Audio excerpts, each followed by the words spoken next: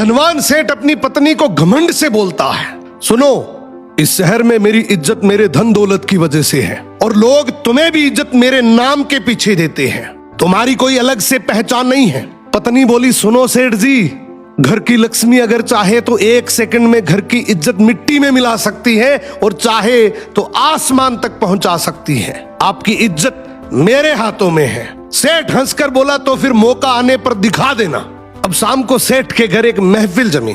मित्र, रिश्तेदार, जान पहचान वाले लोग हंसी ठिठोली कर रहे थे। तभी अचानक सेठ का सबसे छोटा बेटा जोर जोर से रोने लगा। सेठ ऊंची आवाज से बोला, ये बच्चा क्यों रो रहा है? पत्नी बोली, आपका बेटा बार बार खिचड़ी मांग रहा है, जबकि अभी थोड़ी देर पहले इसने भर पेट खाया है।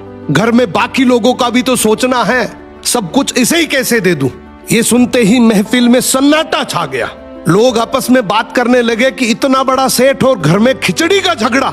सेठ का चेहरा लाल पड़ गया, उसकी इज्जत वहीं धूल में मिल गई। रात को सेठ अपनी पत्नी के पास गया और बोला, ठीक है, मान गया, आज तुमने मेरी इज्जत सबके सामने गिरा दी, अब इसे वापस लाकर दिखाओ। पत्नी बोली, मेरे लिए तो ये चुटकियों का खेल है, बस एक काम करना, उन सबको कल फिर से बुलाओ। अगले दिन फिर से महफिल जमी। हंसी मजाक चल ही रही थी कि बच्चा फिर से रो पड़ा। सेठ बोला, अब क्या हुआ? पत्नी बोली, फिर वही खिचड़ी की जिद। इस बार सेठ मुस्कुरा